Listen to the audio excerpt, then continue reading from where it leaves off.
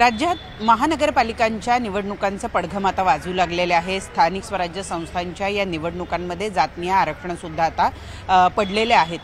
त्यामुळे आपल्या आपल्या भागामधल्या युत्या आणि आघाड्यांचे प्रयत्न सर्वच राजकीय पक्ष करतात। परंतु या संपूर्ण राज्यामधल्या सगळ्यात श्रीमंत सगळ्यात मोठ्या महानगरपालिकेवर सगळ्याच राजकीय पक्षांची नजर आहे आणि ती म्हणजे मुंबई महानगरपालिका। या महानगरपालिकेमध्ये आपला झेंडा फडकावा यासाठी प्रत्येक राजकीय पक्ष प्रयत्न करत असतो आणि त्यासाठी वाटेल तशा युत्या आघाड्या सुद्धा करत असतो।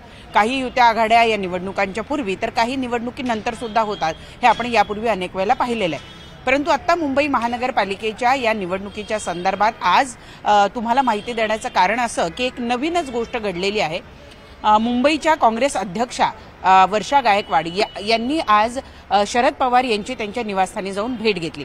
खरं तर 2 दिवसांपूर्वी मुंबई महानगरपालिकेमध्ये काँग्रेस हा स्वतंत्र स्वबळावर लढेल असं जाहीर करण्यात आलेलं होतं आणि तेव्हापासून एका अर्थी मुंबई महानगरपालिकेमध्ये महाविकास आघाडी फुटल्यात जमा आहे असं समजलं जात होतं। परंतु तरी सुद्धा काही अंशी काँग्रेसच्या वतीनं किंवा महाविकास आघाडीतले इतर घटक पक्ष म्हणजे राष्ट्रवादी शरदचंद्र पवार पक्ष आणि त्याचबरोबर उद्धव बाळासाहेब ठाकरे पक्ष या पक्षांच्या वतीनं काँग्रेसची समजूत काढण्याचा प्रयत्न केला जाईल असं वाटत होतं। परंतु तसं काही घडलं नाही।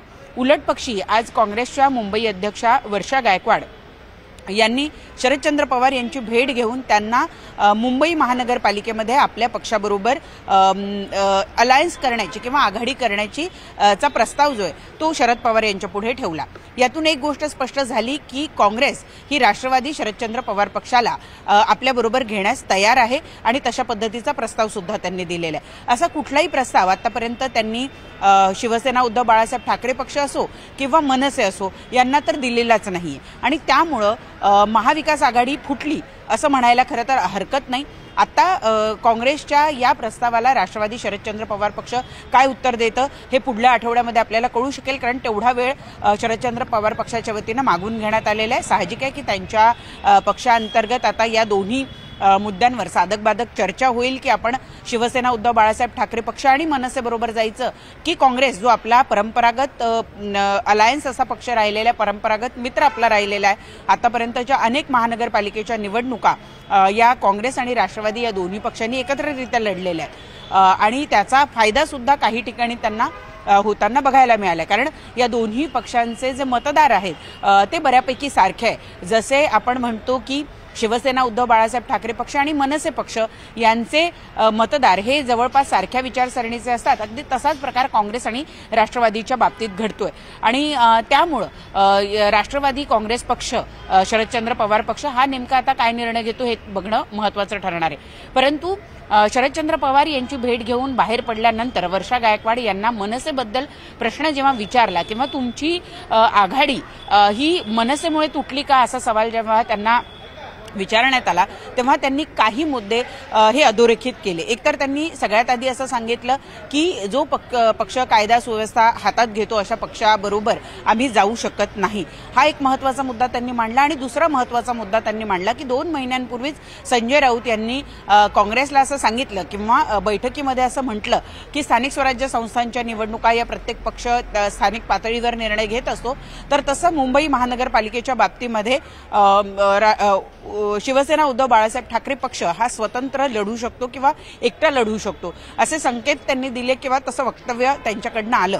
दरम्यानच्या काळात मुंबई महानगरपालिकेमध्ये आघाडी करण्याच्या संदर्भात कुठलाही प्रस्ताव हा संजय राऊतांमार्फत उद्धव बाळासाहेब ठाकरे पक्षाकडनं आपल्याकडे आला नाही किंवा या 2 महिन्यांमध्ये आपल्याशी त्या संदर्भातली चर्चा झाली नाही असं वर्षा गायकवाड यांनी सांगितलंय।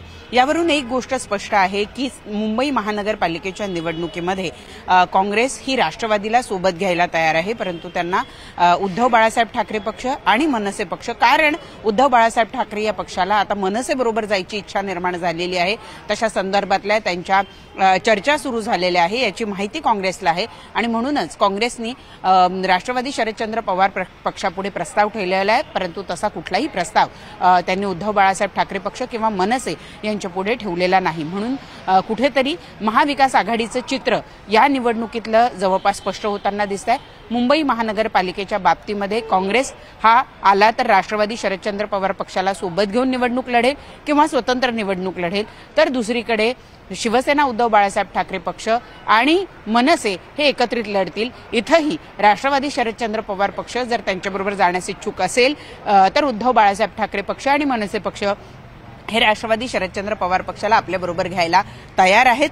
परंतु तसा जर निर्णय झाला नाही तर मात्र उद्धव बाळासाहेब ठाकरे पक्ष आणि मनसे पक्ष हे एकत्रितरित्या निवडणूक लढतील। अशा पद्धतीनं राज्यातल्या विधानसभा आणि लोकसभा निवडणुकीच्या वेळेला जी महाविकास आघाडी आपल्याला बघायला मिळालेली होती ती महाविकास आघाडी मुंबई महानगरपालिकेच्या निवडणुकीवरून फुटलेली पाहायला मिळतेय।